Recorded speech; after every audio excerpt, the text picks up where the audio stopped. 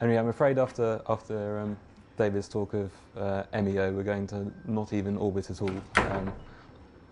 But he did mention at the end the European Space Agency work with Vega about getting students into space, and I guess that's what we're about. Cambridge University Spaceflight is a sort of private student space program. We've about 8 students. I am just about to start my last year of undergraduate engineering. Fergus has got about 2 more years of physics undergraduate, and there are about 6 others. And we're trying to get something into space for really as cheap as possible and entirely with stuff we built ourselves. We're doing this in stages, so we formed about 3 years ago with very little money. It was student funded, well, student loan funded, and it's got a bit easier in the last couple of years. Yeah. And in the last couple of years, we've been working on various different technologies that will let us, first of all, get to near space and then space itself. So we have a very well thought out master plan for getting into space, and I'm going to hand over to Fergus to start it off. Yeah, we're going to be backwards and forwards a bit, so Can you do that?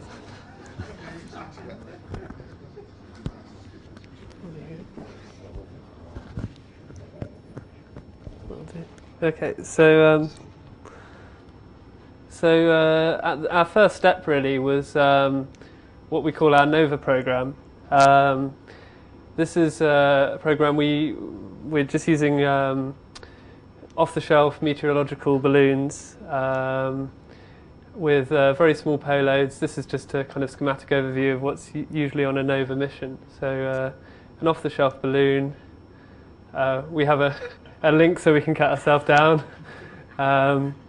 Parachute, of course, don't want to come down too hard. And then a small payload, usually in the region of about 3 kilos. And these fly up to about 30 kilometers and carry some GPS tracker and some equipment to radio downlink, and occasionally a banana. So we developed. No, it came back in quite a sorry state. So we've developed all of our own hardware for this, including a flight computer which has got a bunch of stuff on it, USB connectivity. It's based around the ARM7 platform, which is great. Got SD memory card for lots of storage for any data that we collect. We also have a GSM modem, which is very handy if for any reason we lose radio telemetry. We've got it will just send us a text message when it's on the ground. Obviously that doesn't work in the air because you can't get any signal, but that's saved us a few times. Just a standard GPS receiver, and we're currently looking for radio amateurs to get involved by receiving our telemetry. It runs on 70 centimeters with standard RTTY protocol, and occasionally we're just experimenting with Domino EX at the moment. We've got more details on our website, and it just sends down just small telemetry strings. It's gone too far there. Yeah, and so details are on our website, and actually we've developed some software whereby we can have several ground stations which will all collect the telemetry and then upload them to a server, and online you can track a flight path. So this is our most recent flight. This was a bit of an unusual one. We were aiming to get it to float, and unfortunately, because it was floating for such a long time, I think the GPS got a bit cold and lost its lock for a large portion of the flight. But usually the flight path would be a lot shorter, but this is just our most recent one on the website there. So people can log on and track it and upload their own data.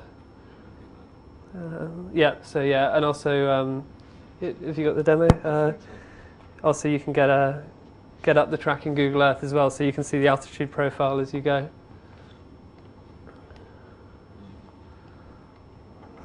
This is probably going to suffer from the demonstration effect.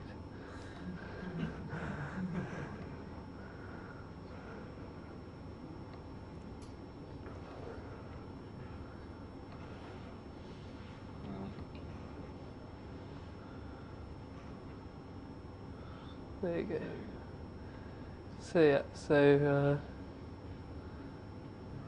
yeah, you can track this in real time. About every 10 seconds it receives a new telemetry packet and updates its track.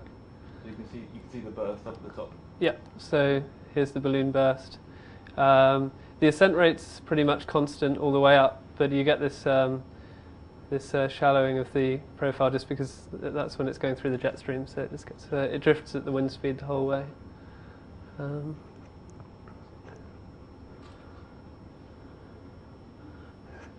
Now we're going to try and get it back to the slides.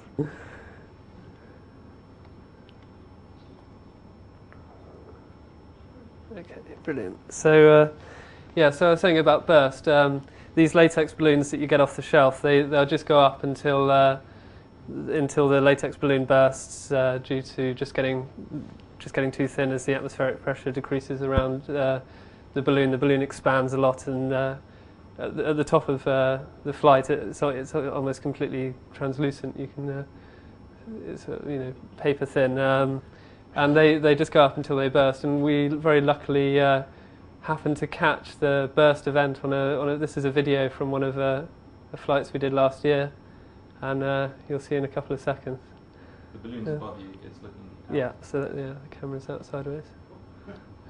So you can actually see the balloon shreds into hundreds of pieces, and then you come down. So I'll hand over to Ed. He's now going to tell you about another big part of what we do is outreach. There you go. I'll just hold it because I'm going to show you a video in a second.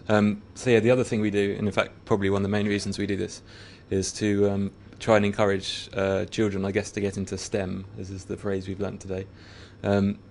We mainly do, we do outreach work. We tie in a lot. Where we do tie in with the Cambridge University Engineering Department and the Science Departments, otherwise we're independent, but we do some of our schools work with them.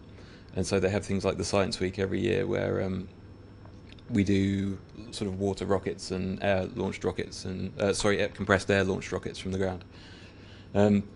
But back in December, well, I guess just before, in September last year, we decided to try something with a school in Cambridge just to sort of stick our toe in the water for educational work. And we went to Parkside School, which is a local school, to talk to the children about basically the physics of spaceflight, things like conduction, convection, radiation, buoyancy of the balloons, the kind of temperatures you'd have to endure. And we gave them a challenge, which was to design spacesuits for teddy bears,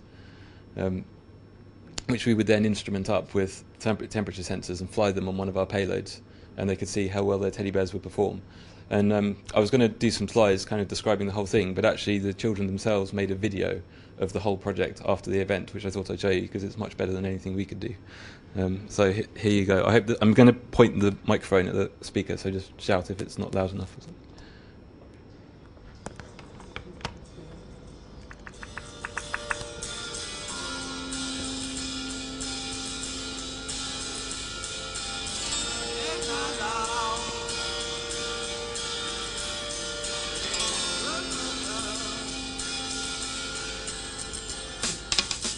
Didn't know what time it was, the lights were low, I leaned back on my radio.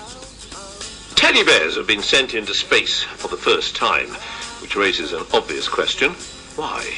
Everything was done with, apart from obviously the fancy balloon that took them up there, everything was done with very, very basic, ordinary, everyday materials. It's all stuff we've got off eBay or found lying around. It's all polystyrene boxes, second-hand mobile phones. The whole thing came to about £200 if you wanted to do it yourself. Not bad. Maybe you should go and work for NASA. You could cut their bills a bit, couldn't you?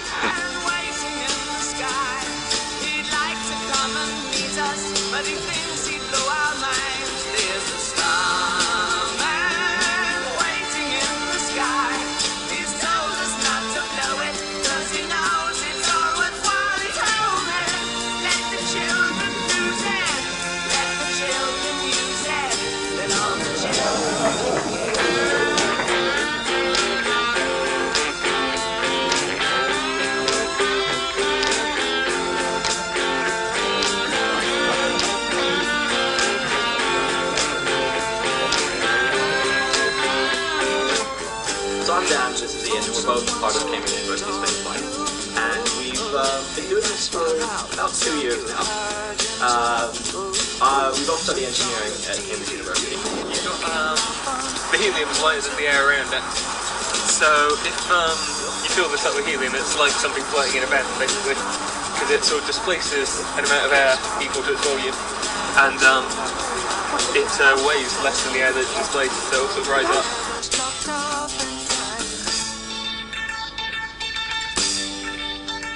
There's a starman waiting in the sky. He'd like to come and meet us, but he thinks he'd blow our minds. There's a starman waiting in the sky. He's told us not to blow it, 'cause he knows it's all worthwhile. He told us to let the children use it. Let the children use it. I always wonder if we should censor this bit. I'm not sure.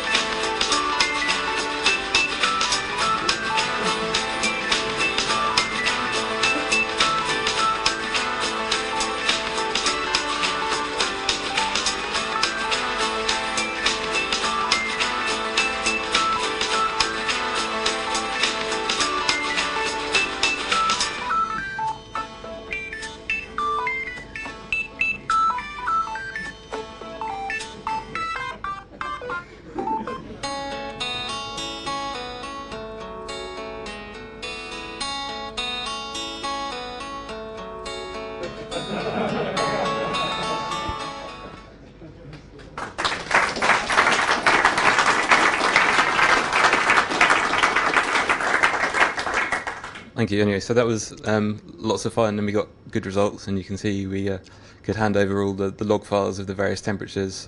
Basically, all the teddies died, and you can see they're down to like -50. But you know, some of the seats work better than others, and they were able to do a good report from it.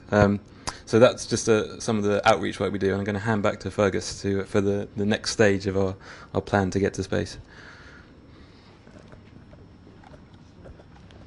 I'll just hold this again. So moving on from Nova, we're looking to develop a capability to fly heavier and heavier payloads, and really there's a limit on the size of these balloons that you can get off the shelf. So we had to look at moving up to zero pressure balloons, which are the type of balloon flown by the government space agencies for various things. So that's what we call our Aurora project. So if you go to the next slide. So a zero pressure balloon is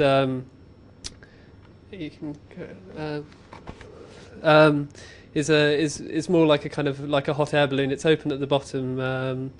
And is made of polythene, thin polythene sheet, welded together, and maintains a constant volume. So so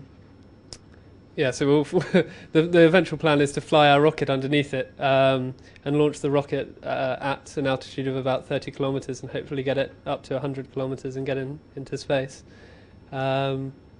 So these zero pressure balloons, when you launch them on the ground, they initially just have a small bubble of helium in the top, and then as their altitude increases, the helium expands and fills a larger and larger area, and eventually you get to the point where the helium has come right down to the open neck of the balloon, and then can start to escape, and at that point you reach an equilibrium and stabilize in altitude, and can maintain floating there for quite some time. And in fact, the NASA and other groups regularly fly this type of balloon in several-day flights around the North Pole.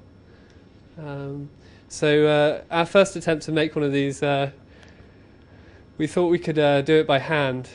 So we tried to make a small test balloon which would take about 300-gram payload, almost nothing, just to try and develop a technique for doing it. So we made some welders ourselves and some sophisticated control electronics, and started producing this thing by hand. But we soon after starting, we realised it was going to take. It took us about 5 of us a whole week working like 16-hour days to make this thing, and this was only a baby. We'd need one about 4,000 times the volume to get a payload that we actually wanted to fly off the ground. So we had to reevaluate our techniques. So, all right, okay, sorry, yeah. There's a video of this. This is our first balloon. So as you can see, it can fit indoors. And you can see the manufacturing quality isn't very consistent. You can see kind of stress concentrations in the fabric. That's a hairdryer, by the way. Yeah.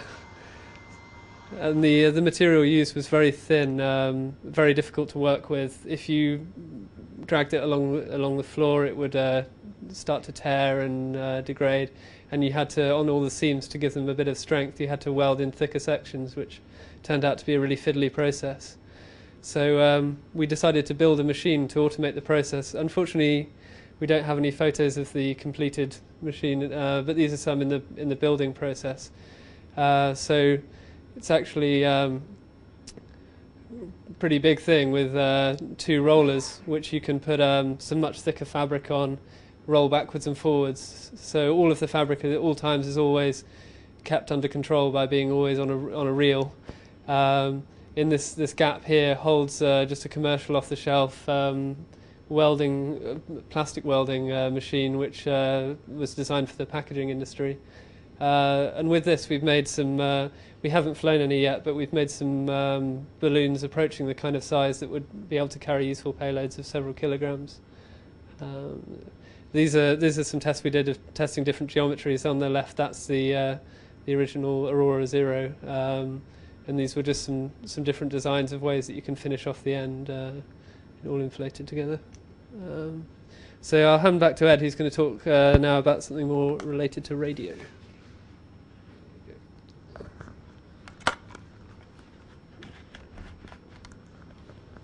Yeah, so now that we have these zero pressure balloons which can float for a while, we thought a fun project might be to try and send one from the USA across the Atlantic to the UK.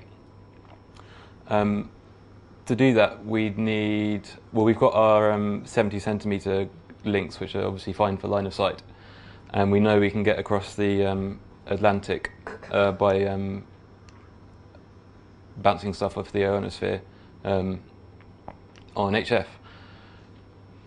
And what we've been wanting to play, well, yeah, just a couple of experiments we've been doing. Because this is a budget operation and we get most of our parts as free samples, and we've been wanting to play with direct digital synthesis, we decided to try and make an all-in-one radio unit that could do our 70 centimetres and our HF.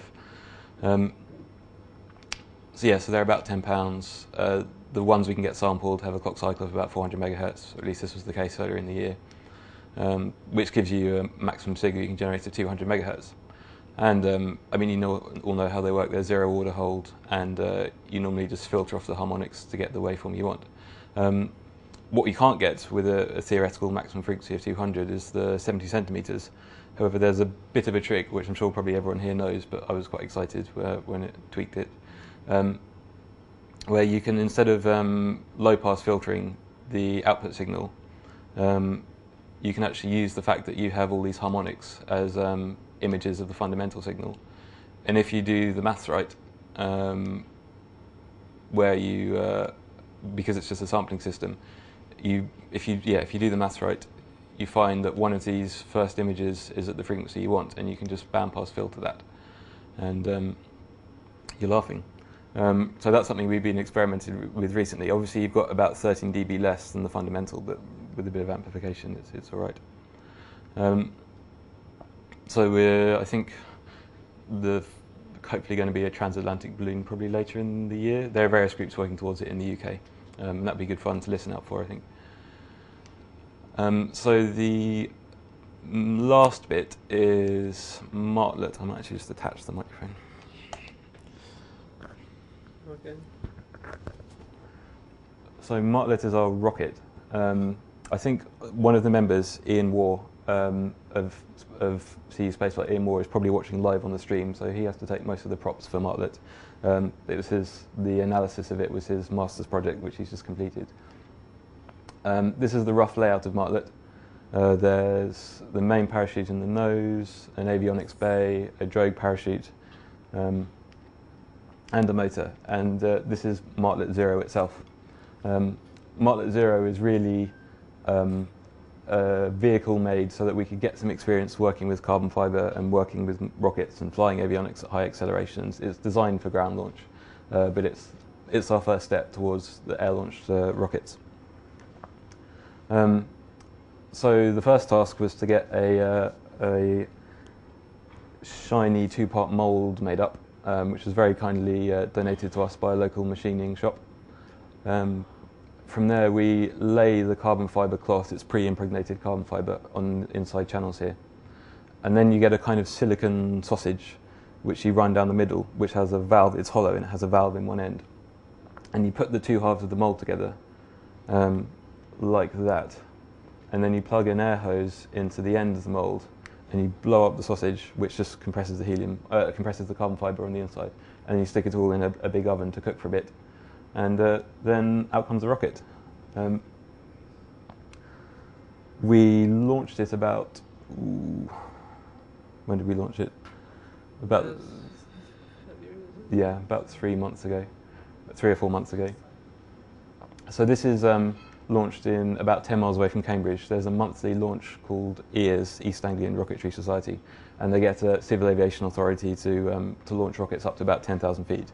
Now, 10,000 feet is incredibly low for a rocket like this, so we had to severely underpower the motor. And also, we made it quite light so that it wouldn't go as high, because it means once the motor's burnt out, it's really quite light and the ballistic coefficient is quite small. And it launched okay, and we've got another video of the launch. I apologise in advance for the cameraman of the rocket. I think it was quite hard to track, but... Going in.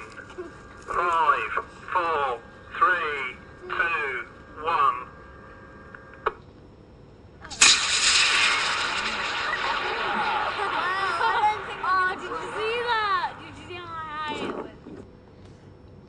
anyway, so that was a few months ago. It proved what it needed to prove. We broke Mach. I don't think the upper stage parachute deployed quite as well as it was meant to, so it ended up going about 2 or 3 miles away when it landed. But thankfully we had one of our balloon trackers on board, which we were told was overkill by everyone else, but it actually gave us the GPS coordinates, so we drove out to get it.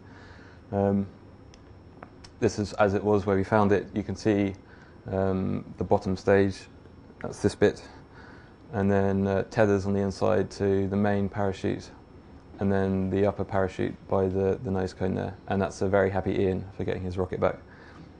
Incidentally, this was about the 5th rocket we made. It was the third. Third, was it? Okay. Yeah. Well, there were some Kevlar ones as well. Yeah. But, yeah. So, but basically, it took us a while to get the hang of the carbon fibre work. But this is the first one that we thought could fly.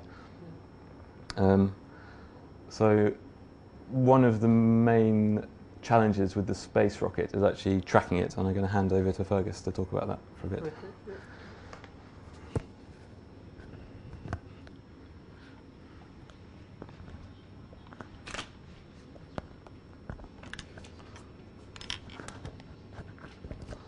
Okay, so this is again something that I'm sure some people in the audience probably know more about than me.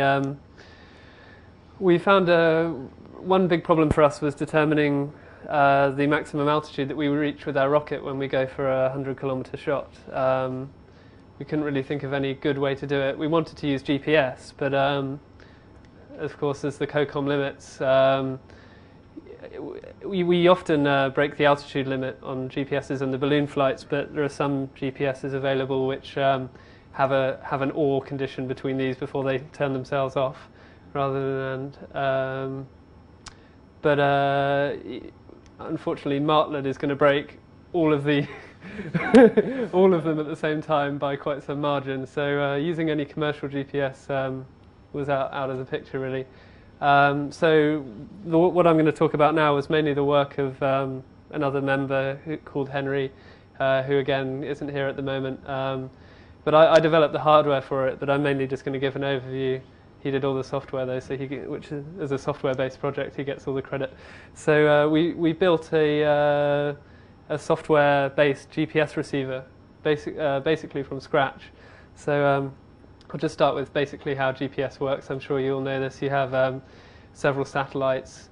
They transmit a pseudo-random number, and from the different phases of these signals as you receive them from different satellites, you can find out their range.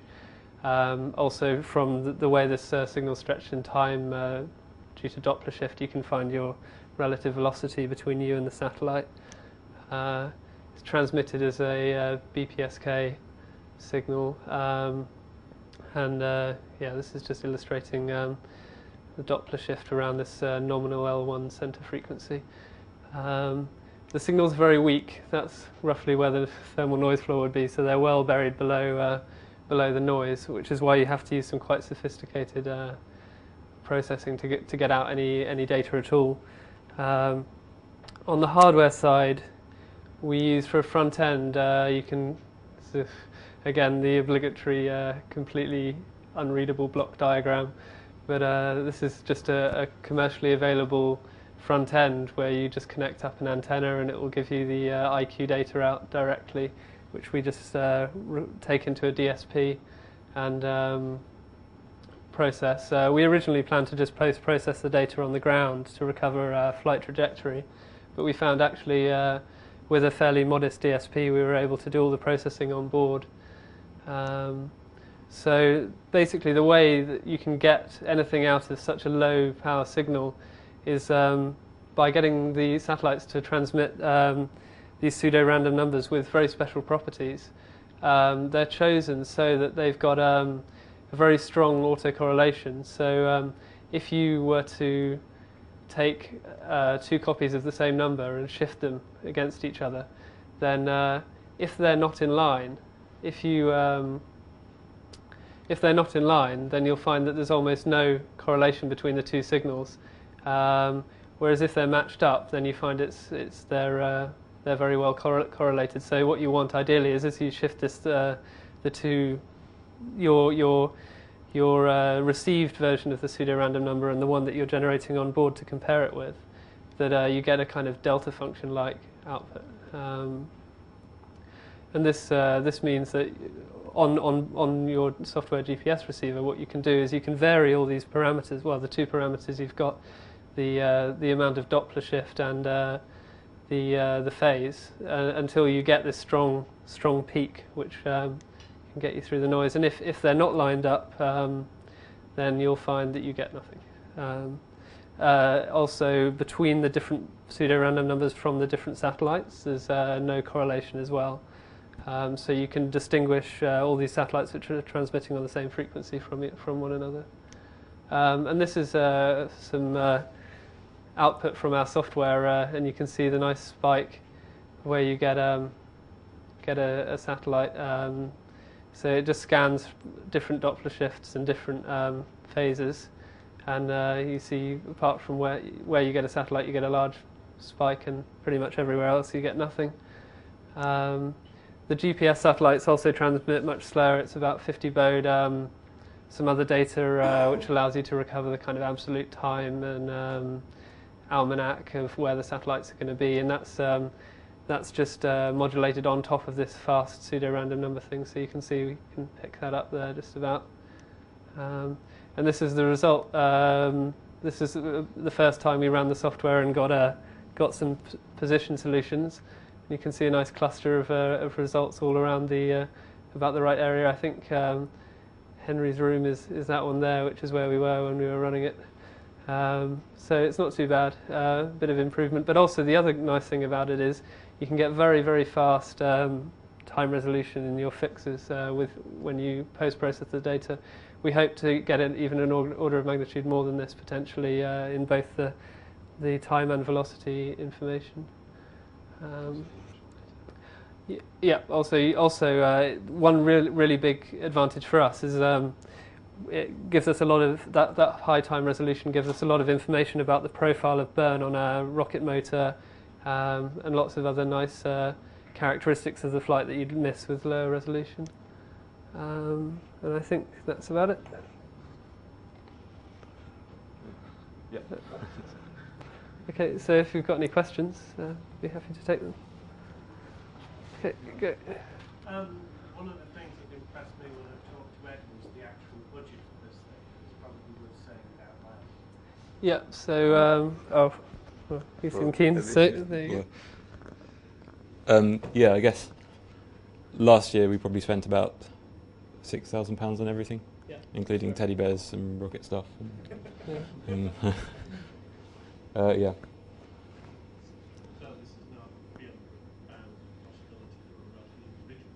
It's certainly not beyond the bounds of possibility for a wealthy individual, but we certainly rely on some of the private help we've got, since we sometimes fly sort of logos for companies up, which helps us out. When it started for the first 2 years or so, yeah, when we first started, we self-funded pretty much just from kind of pocket money we had left over from our student loans, which took us through the latex balloon Nova program, and then started to get a bit more sponsorship from industry kindly.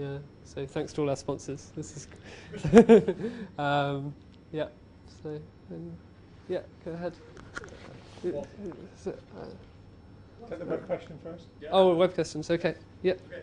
There's a question whether a schedule of launches will be published. So when you're going to be launching. Yeah, on our website, which is www.cuspaceflight.co.uk. We keep a schedule of launches. We're moving that over to Twitter at the moment, so soon in the next few days people will be able to hear us Twitter our launches. So yeah, you can. We usually post updates in advance. And your other team members says hi. Oh, Ian. Okay. Hi, Ian. One last question, are you right? How much of this is related to your degree course, and how much is private? So we've had a couple of the other team members have done work on the project as part of their fourth year of engineering degree. For me, it doesn't overlap that much, but still a lot of fun, and I think, well, Ed can give you his thoughts. It doesn't overlap for me yet, although I've got my master's next year and I've managed to get a sort of related project. But I mean, it's all fairly unofficial. It's all weekends and evenings and holidays. I mean, Fergus and I and Ian and some at Sal are all working in Cambridge over the holidays because you can get so much more done because terms are quite busy really with actual degree. It tends to get in the way. I think that's been fantastic. It's been great. Thank you, Richard.